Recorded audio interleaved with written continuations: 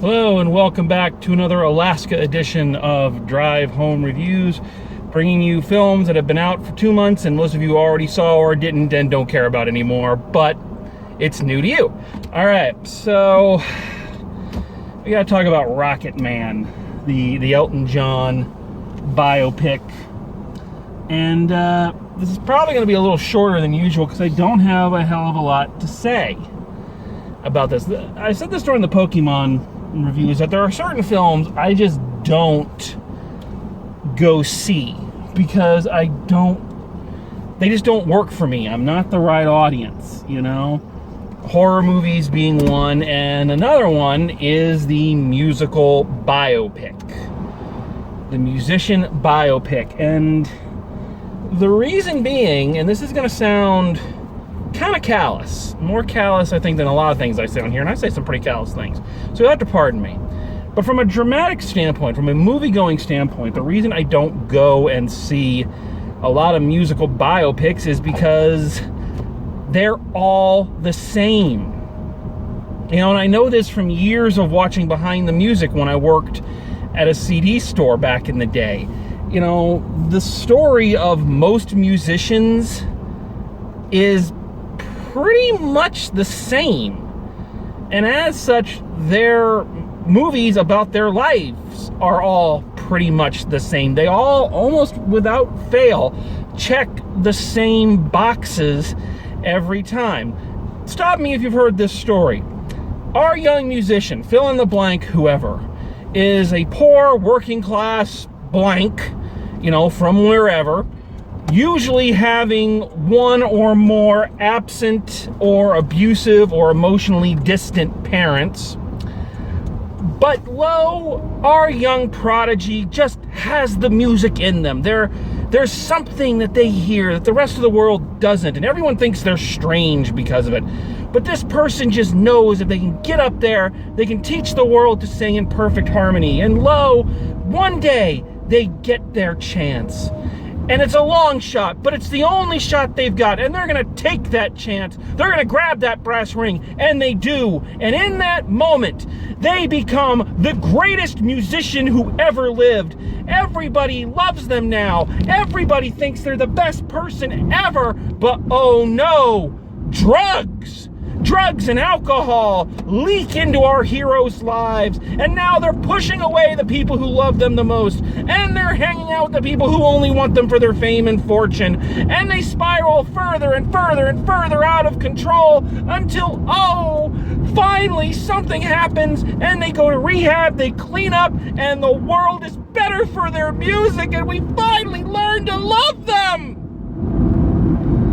Now, I am not trying to make light of anybody's life or death struggles with drugs or alcohol or anything like that.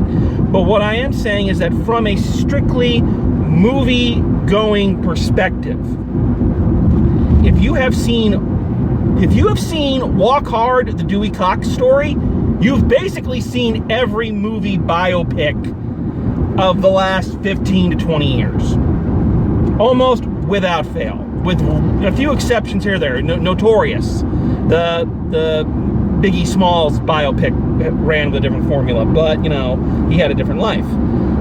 So, because of this, I find things like Bohemian Rhapsody and Rocketman fairly dull things because while I'm watching them, all I can see is Walk Hard, the Dewey Cox story, only they're trying to play it absolutely straight. And Rocketman ticks every one of the boxes. You know, all the way from the comically neglectful father who I was just waiting for him to look at Elton John and go, the wrong kid died. To me, musical biopics only have one real purpose, and that is Oscar bait. Because aside from people with mental handicaps, the other thing the Academy loves more than anything is when an actor puts on a Saturday Night Live impersonation of a famous musician for 2 hours and calls it acting. I mean, why else would Jamie Foxx have an Oscar? So, I don't mean don't mean to put all this out there first to say that Rocketman is a bad movie. It's just to say it's utterly predictable. Eggsy from Kingsman: The Secret Service is Elton John. I can never pronounce the actual actor's name, so I'm just going to call him Eggsy. And he does a passable job. You know, he's not terrible. I don't think it's the acting performance of the ages. You know, like the swoon everybody made over that guy who played Freddie Mercury in Bohemian Rhapsody. But it's a decent performance. I think I give Eggsy a lot of credit for the singing. Singing all those Elton John songs and singing them like Elton John, and it really sounded good. He was great. That is something I did like about this film, that it did differently from all the other musical biopics, is it actually made it a musical. And not in the Jersey Boys kind of style, where they just sing the hit songs kind of as they're recording them, but more in the Mamma Mia jukebox musical style. And I wasn't prepared for that. So I thought that was actually a really smart thing to do, and really made this film stand out. Big ups to the director, whose name I do not recall. One thing I can definitely say about this movie is he can stage musical numbers and choreography a hell of a lot better than Guy Ritchie did for Aladdin. So, big ups there. I think in terms of acting, there are a couple people who deserve more praise than Eggsy did. First of all, the two kids who play Elton John, excuse me, in his younger years. They have one who play him as a really little kid, and one who play him as kind of a preteen. And the two of them do an awesome job. The preteen kid actually sings a couple songs. Actually, so does the little one. And they're just going at it. That was really good. They did a really great job.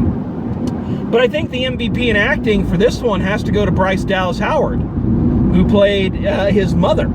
And I think acting is good. I think an acting performance is good when I don't know that that's the actor. And I didn't realize until like the final credits that was Bryce Dallas Howard. You know, I've always said she's a very good actor who just can't seem to get into any good movies. And I've started to kind of go downhill on that opinion since the last Jurassic World movie, and this one kind of shot my opinion of her way up there. I still wish she'd get into a movie that I like, but, you know, can't have everything. So I think the two of them really, her especially, really were the acting MVPs. Again, Eggsy wasn't bad at all. He was good, especially in the singing, but I don't think it was the best performance I've ever seen in my life. Here's another thing I have a problem with musical biopics. They always feel the need to tell you the person's life story from DNA up until this afternoon. They are so long. And you look at, you know, this has been the year of biopics. I mean, but you look at like Stan and Ollie, told the story of their final tour together. Tolkien told the story of his school years into World War I and then a few years after. They picked specific times in their lives to focus on.